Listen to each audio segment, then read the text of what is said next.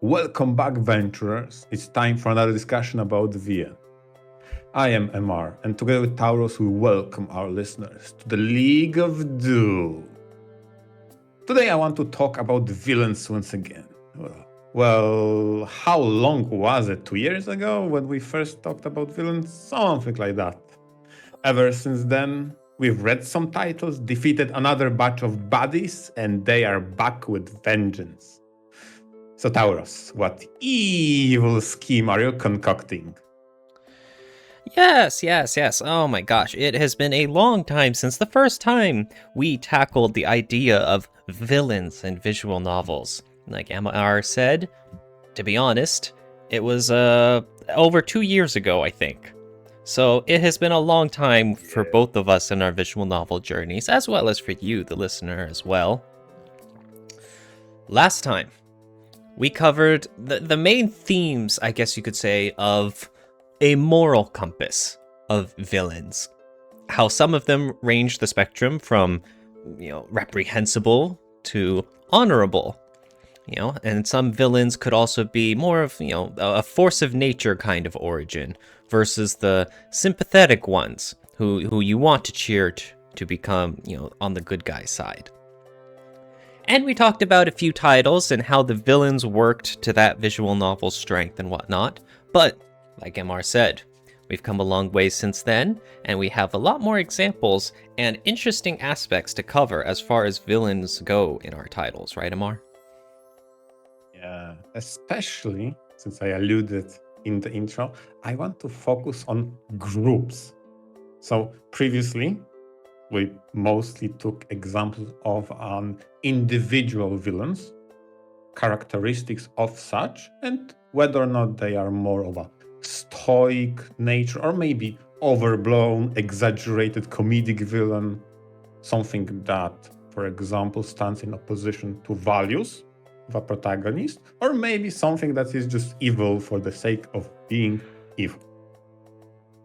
So I want to talk about groups, so some sort of league, some sort of clique of villains, and most likely what spurred me to talk about villains again has to be Galzu Island, because somehow that title lives rent-free in my mind, mostly because of how amazing the cast of villains was. So to recap, Galzu Island is a very convenient VN in which protagonist got kidnapped along with all the monster girls that exist in universe of Alisoft, and main antagonist called Baron Squid plans to get married with one of them. Your I'm sorry, mission as a Baron Squid? Yes, Baron Squid. Is he perchance He's a very distinguished gentleman, okay? A big giant squid? Yeah, he's a big giant squid with a very evil yet gentlemanish behavior and demeanor. And he is planning a wedding with one of those captured monster girls. Your mission as a protagonist, Pokemon trainer master in training, is to capture all of them before he gets hands on them. Completely silly. And it would be comedic if not for segments in which you see the villain side, and it slowly unveils what made him so, especially seeing his relation with his two most trusted advisors, the Torture Warrior and Kraken, with Kraken being his childhood friend, and in a way, you get to know is his childhood crush.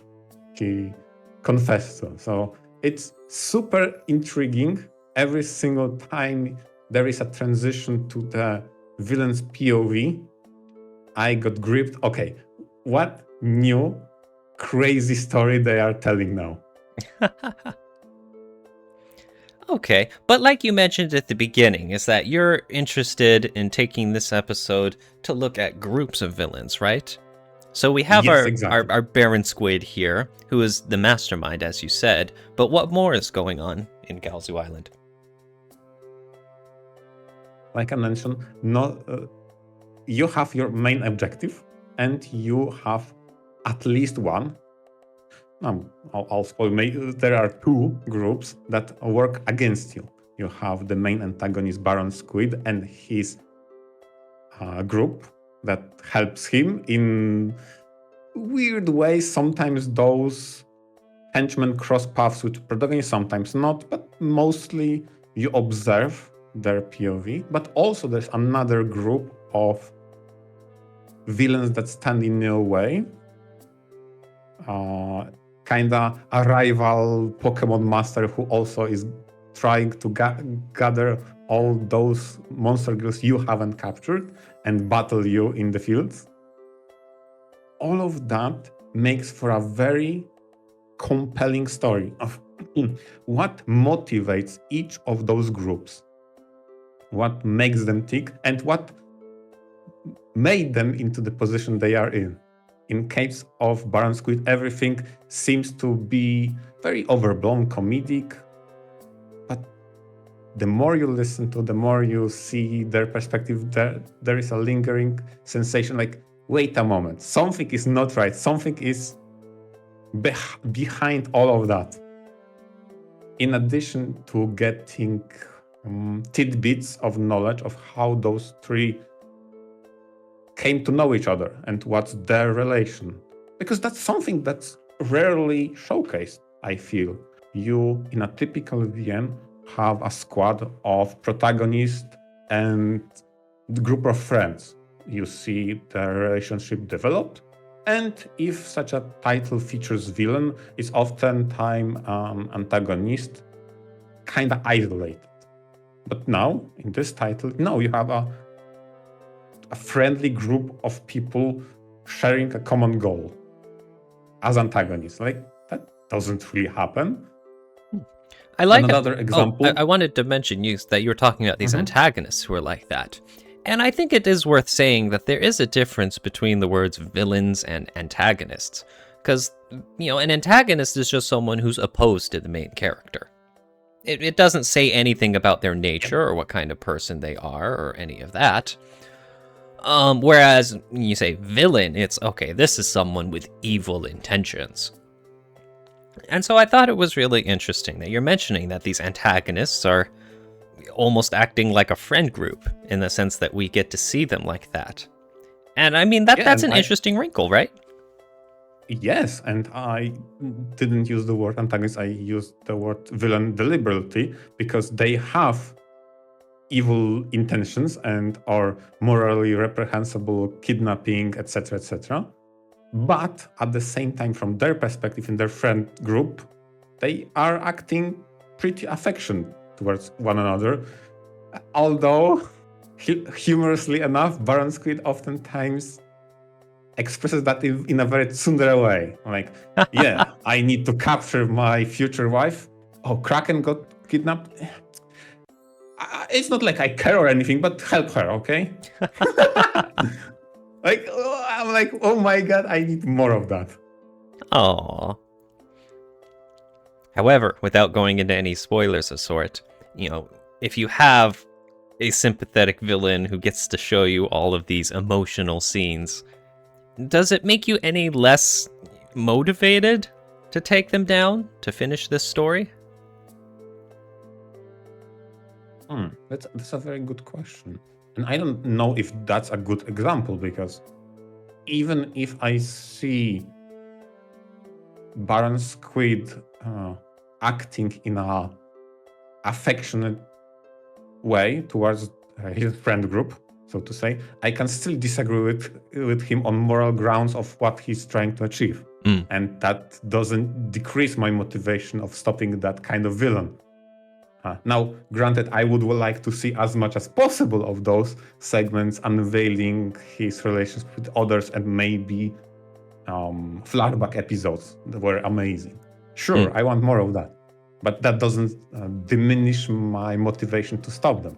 I want to bring here another example that showcases this inversion of a group dynamic. Gactun of the Golden Lightning made a very cool villain group in which you were looking from the perspective of a protagonist. In this case, it was Nikola Tesla.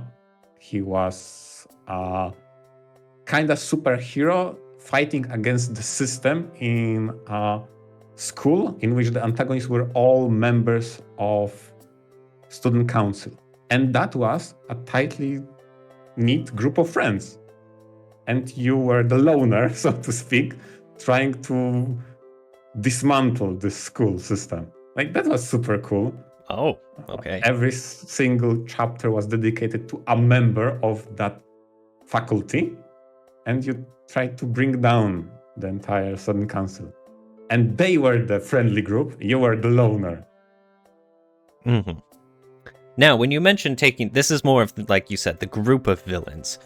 And so, Is this like the structured as in one side, there's one mastermind among them, and then there's the lower ranked members that you have to fight through individually on your way climbing up to the top? Because, the way I described it is that's the very standard way to go through a whole group of people. Yes. It's the escalating danger and the threat levels, you could say. I feel like over the course of the story you get that feeling, and they try to sell you, and the way they go about it is how you would inherently think about roles within student council. Like, your first antagonist you face would be the treasurer, and slowly you ramp up to another member of that student council would be the disciplinary committee representative, for example, and then maybe vice president. And you see how that ramps up, right? Of course. And I think that's the best way to do it. Some people may say that's a little too standard, that's a little too by the books, but I can recall a few other works that try to make it different just for the sake of being different, and it threw off the whole pacing. And it's like, oh wow, that's why it's done like that. Who would have thought? Exactly. And Gacton did it very tastefully, because in a funny way, those members of Student Council wanted to prove themselves. So obviously they started from the lowest one, who had the most to prove to earn the reputation. Like, okay, so it kind of works. Nice. Now, on the flip side, does that mean that when you get your, individual showdowns with each of them, that some of the, I guess, early villains don't feel like much of a threat, or they don't get as much character spotlight? They have the title. Yeah, but I mean, in this case, specifically for Gakthon, what were your thoughts about that? Did any of them get shafted? I wouldn't say it. I feel like everybody had their chance to shine, and maybe they had some opportunity to return, right? To showcase again why they're villains, right? So I felt like they have been done justice, even those, how to say, early stepping stones. Oh, that's nice. That's nice. So all in all, you would give Gakthun's, villain group a big thumbs up? Yeah, definitely. Honestly, they didn't capture me as much as Galzo Island, and I feel like why is because the more people you have in a group, on average, all of them must to shine more. And I just didn't vibe with some of them, right? So if you think about if wait, you have I'm a group sorry. of six, could you expand on that? When you have more people in the group, they all need to shine that much more? Yeah, because Baron group has a very small group of friends, right? And because all of them had a lot time in the spotlight, I like all of them. If you have a bigger group and not everybody had the same characterization, some of them felt not cooked enough, right? True. And that's why probably it didn't grip me as much as the Baron Group squad. I think that comes down to writing quality more than it does to just the time or the spotlight more. I mean, I see what you mean, absolutely.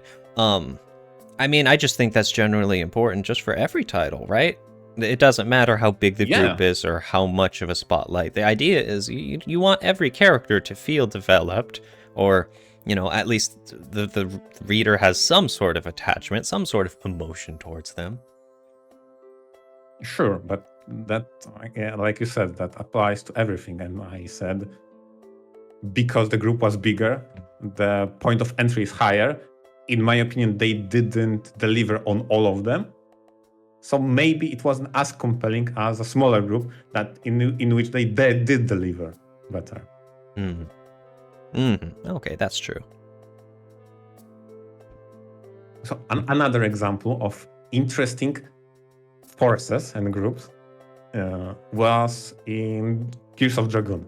And hilariously enough, Gears of Dragoon was a title about exploration. There was a lot of exploration, going underground, discovering relics, and over time you see inner workings of this world, of how it was divided between people with magic aptitude and people with more inclination into technology. Okay?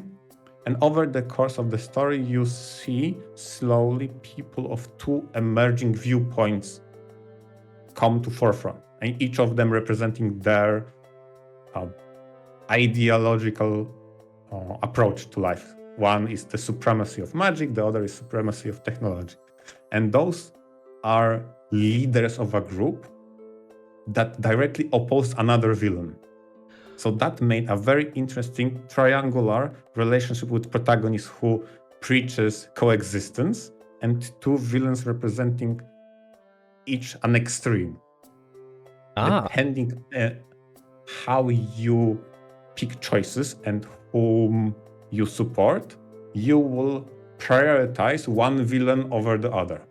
But in doing so, and squashing one of the villains, the other will seek that as an opportunity to go stronger. So I felt like that was super cool how they realized power struggle with those villains. Yeah, and you mentioned so that the main character wants to stop them both, but and a quick question is this has some gameplay aspects? Yes. Yeah, and so I guess the decisions you make, or at least the story decisions you make, affect how the game goes as well, and vice versa? Yes, exactly. Very Whoever interesting. you defeat first will make the other grow in power. That's a very delicate power structure then. Yeah. Romance, and Three I Kingdoms. I specifically brought that example after Gactun, because in Gactun you had a group that works together to expand influence, but in Gears of Dragoon you had a group that goes to a council meeting in a town, but they directly oppose one another and wait for the other to fall. It's not like they never interacted with one another. No, it was they constantly interact with one another in what is equivalent to that fantasy senate in which they had to discuss politics, and both of them had their supporters and waited for the other to lose power and authority. Very interesting. And so this is a sort of story that you wouldn't have gotten if it was only one, bad guy group around. This is something that's very baked into the whole DNA of this VN. Exactly. And this is also something that you wouldn't get if you had multiple villains, but presented in a linear fashion. There is being another bigger, badder bad guy after the big, smaller bad guy, right? They stand in line in a queue for you to defeat and topple one another. No. Those are two different opposing forces.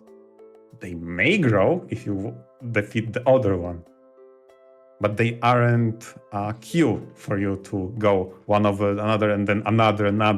No. Interesting. Okay, and of course this is an obvious question, but you really enjoyed this sort of structure and how in the VN? So far, on average, the titles I've seen that used in, yeah. Nice. I can't say I will always like it, but it provides a unique opportunity to create a group that either works together or maybe against one another, trying to usurp one power from one another, right? Mm-hmm. Mm-hmm. I think that'd be harder to pull off, but narratively, but the rewards are a lot greater. Nice. Yeah, definitely. Mm-hmm. It's harder to nail down how that kind of story can be made. I feel like when it comes to variation of you have a group of villains toppled in a different sequence. Another example of mine would be Hello Lady. Hello Lady is a title about normal high school boy going to normal high. Who am I kidding? No one was normal. Everybody had superpowers, and it was a story about vengeance. So a transfer student joins high school for supernatural talented people, and he has a vendetta against some scientists, some evil group and organization. And throughout the story, you have choices of which kind of heroine to pursue. And whoever you choose will influence what sequence of the villains you will deal with. And that makes others wary of, wait, someone is hunting us. Let's hide. Let's bail. Mm-hmm. That's interesting.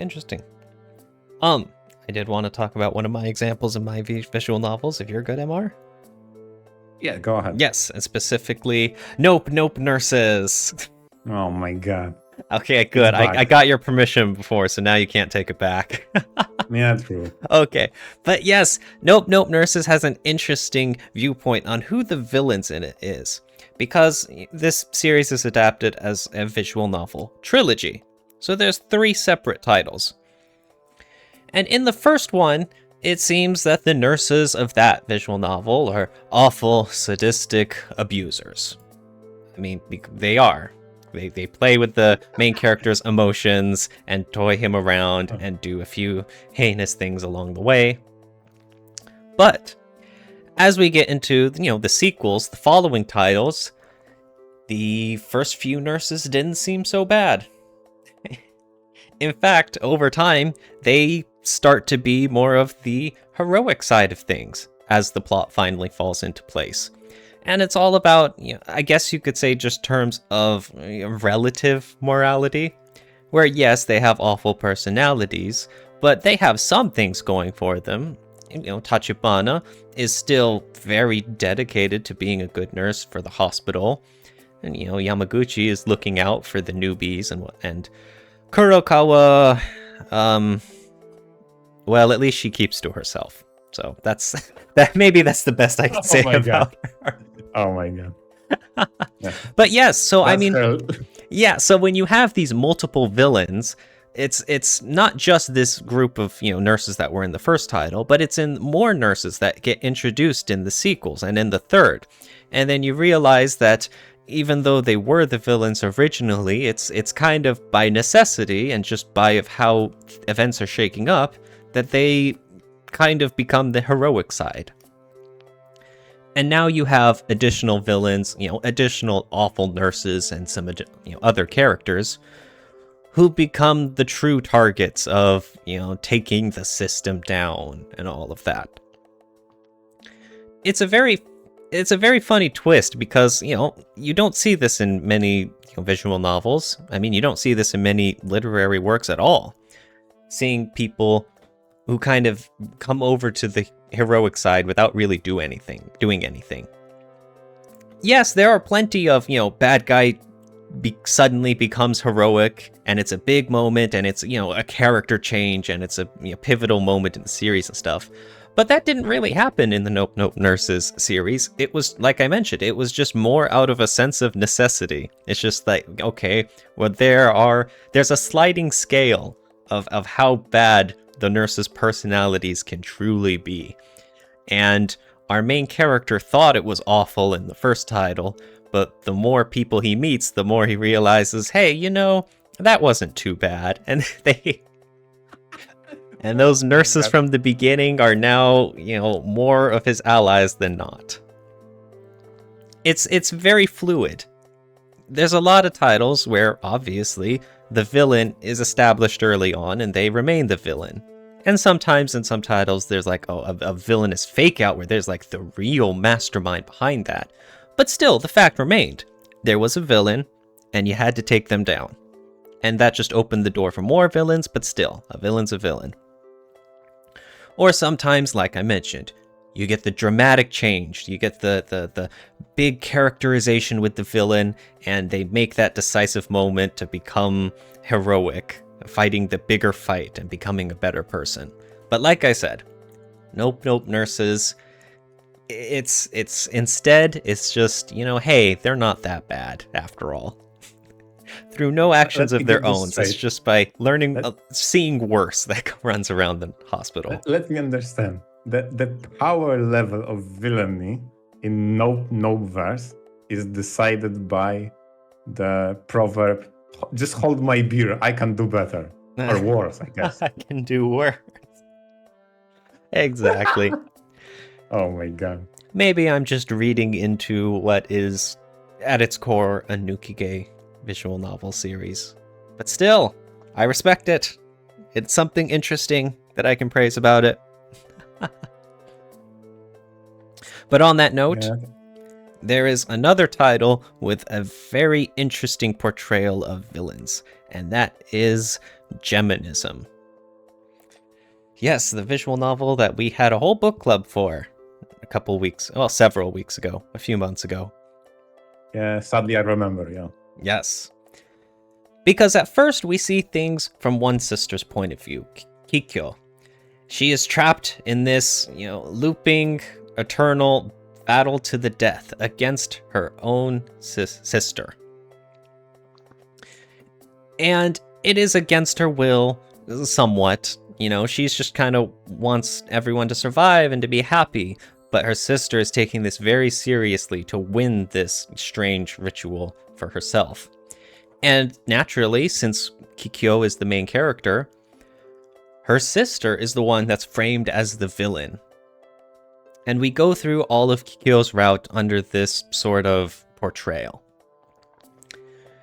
Once we finish that, then we unlock Shinku's perspective. We get to go down her route with her as the main character. And with her as the main character, naturally, then Kikyo becomes the villain. And so in this sense, Geminism does have multiple villains, but it's not the sort of, the henchman and then there's the mastermind on top. No, it's two characters who are the hero and the villain of their own stories. All that happens is that the perspective changes. And between the two routes, a lot of events are the same. Because, you're just seeing them from a different perspective. And in each route, you'll see some more things behind the scenes. Maybe you'll get more characterization that goes on. But the core events, the core events of Geminism are the same. The only difference is just whose side you, the reader, are following. And I think that's another wrinkle to the whole aspect of having multiple villains in a title. That sometimes it's not just about, our one protagonist going up against a group of people. It's just a matter of perspective and just wondering, who is truly right in a confrontation like this.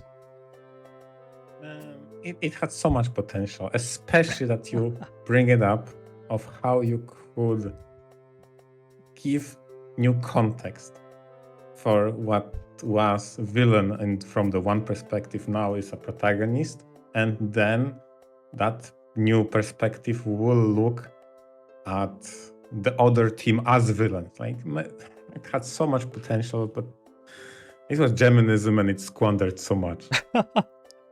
Yeah, I'm not going to give it the same praise as I did for Nope Nurses. Geminism was bad in a lot of ways, and I kind of overhyped what it was setting out to do. It faltered more often than it didn't. But your point still stands. That's true.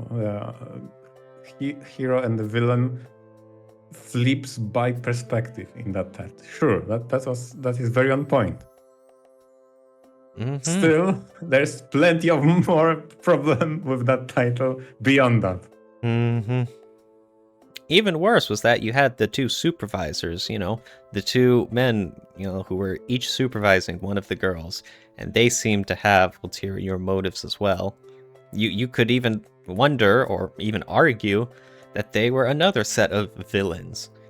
But of course, Geminism failed in those expectations as well, and they dropped the ball. You had that group of villains, and even villains from flashbacks, given the family drama that happened in the past. Like, oh my god. Yeah. Oh man, now I'm just making us depressed. No, exactly. Disappointing. You're the true villain. I'm the villain of today's episode. Yeah, exactly. So on that note, I will end it all, and I will send you all away like this. Nice. Thank you all very much for listening. I hope you enjoyed. I wonder if any of you listeners have also read visual novels with any unique styles of villains to their stories. Like I said, there's the multiple kinds of villains, whether it's, the one ringleader with all of their henchmen, or if it's just going through an organization or some other very strange layout. There's a lot of unique things you can do in visual novels. Exactly. Thanks to our listeners. Feel free to share any and all villains in the comments, and venture out. Venture out.